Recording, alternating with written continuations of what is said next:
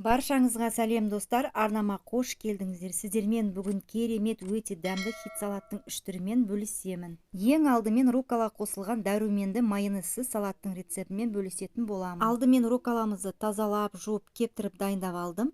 Міне енді осы видеода көріп тұрғандарыңыздай тамырын кесіп тастаймыз дағыны.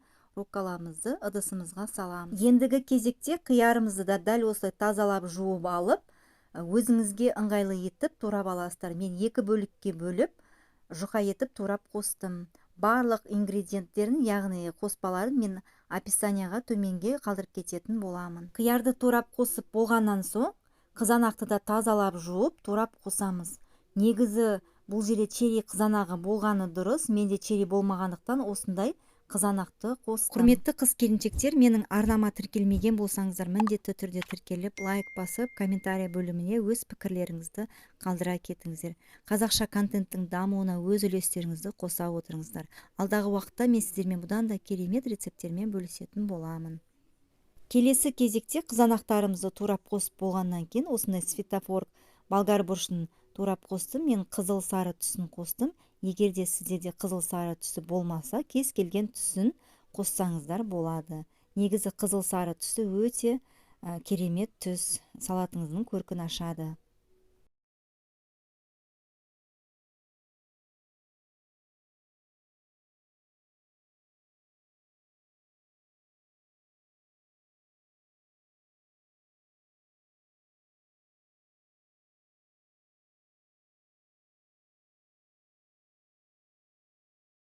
Ал ендігі кезекте осындай консервадағы зәйтүнді, яғни оливкиді қосамыз. Осы жасыл түсі өте дәмді болып шығады, сондықтан да осы жасыл түсін қосыңыздар. Ендігі кезекте осындай бальзамический уксус қосамыз, өте керемет дәм береді. Жобамен 2-3 қасықтай құйсаңыздар болды. Және де осындай оливковое масло қосамыз, өте керемет дәм береді және де өте пайдалы. Дәміне қарай тұз сеуіп, салатымызды жақсылап араластыратын боламыз.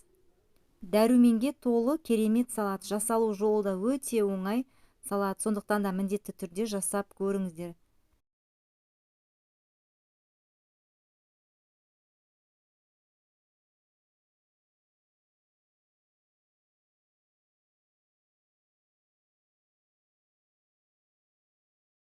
Осымен салатымыз дайын. Осылай тарелкаға салып болғаннан кейін осындай бальзамический креммен әсемдесеңіздер болады және де өте дәмді болып шығады. Өте керемет дәмді салатты сіздерде міндетті түрде үйде жасап көріңіздер. Ал енді баклажан қосылған өте дәмді және де ерекше салаттың рецептімен бөлісетін боламын. Видеоны соңына дейін қарап, менімен бірге болыңыздар.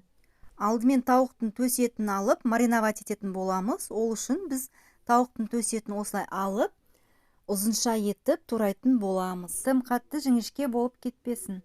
Видеода көріп тұрғандарыңыздай ұзынша әрі жіңішке етіп турайтын боламыз.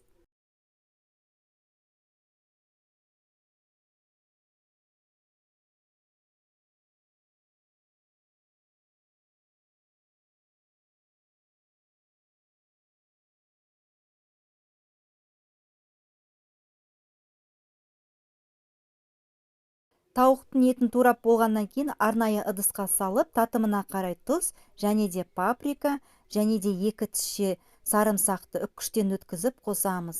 Енді осының үстіне етіміз батып тұратындай етіп сұйық май қосып, жақсылап араластыратын боламыз. Жақсылап барлығын араластырып аламыз дағыны, бетін жауып 1 сағатқа мариновать етіп қоятын боламыз. Ал оған дейін біз баклажанды жуып тазалап, қиғаштап, орташа көлемде турап алатын боламыз. Барлық ингредиенттерін мен төменге описание бөліміне жазып қалдыратын боламын. Сол жерден қарап жасасаңыздар болады. Өте қарапайым және де жасалу жолы өте оңай салат, сондықтан да міндетті түрде жасап көріңіздер. Баклажандарымызды турап алдым және де мен алдын ала осылай домалақ пішінде турап алдым. Бұл бізге салаттың декорына қажет болады. Баклажандарымызды турап болғаннан кейін кішкене тұз салып, жақсылап араластырып 5 минутқа қоямыз. Келесі кезекте қызып тұрған майымызға жаңағы баклажандарымызды екі бетін аудара отырып қызарғанша қуырып алатын боламыз.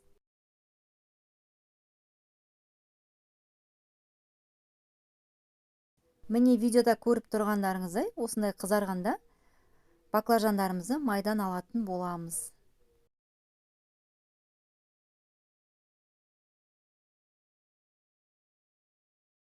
Ал жаңағы декорға алып қалған баклажандарымызды алдымен жұмыртқаға, сосын осындай панировочный сухариге аунатып дайындап аламыз. Бұл каниширо деген китайский панировочный сухари.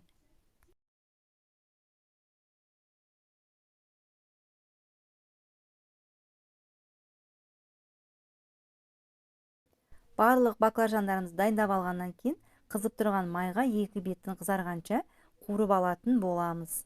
Құрметті қыз келіншектер, менің арнама тіркелмеген болсаңыздар, міндетті түрде тіркеліп, лайк басып, комментарий жаза отырыңыздар. Алдағы уақытта мен сіздермен бұдан да керемет рецепттермен бөлісетін боламын. Сол үшін маған қолдау көрсете отырыңыздар.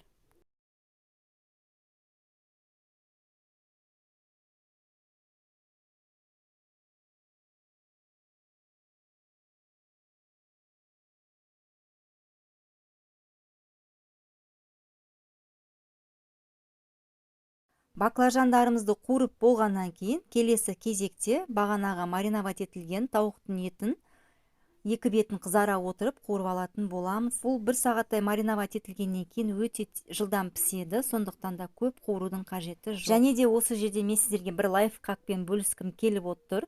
Дәл осылай мариновать етіп морозилникке сақтап қойсаңыздар да жылдам пісетін болғандықтан кез келген асығыс уақытта тамақ жасай берсеңіздер болады. Ал енді салатымызды дайындайтын боламыз. Осындай салатный листімізді осы видеода көріп тұрғандарыңыздай турап аламыз, дағыны ыдысқа саламыз. Келесі кезекте қиярымызды жақсылап жуып, видеодағыдай турап алатын боламыз.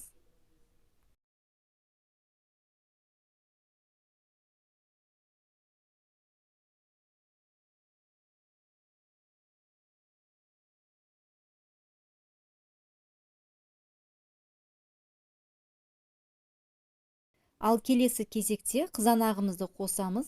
Егерде сіздерде черри қызанағы болса, 2 бөлікке бөліп қоссаңыздар болады. Ал егер осындай қызанақ болса, 3-4 бөлікке бөліп қосасыздар.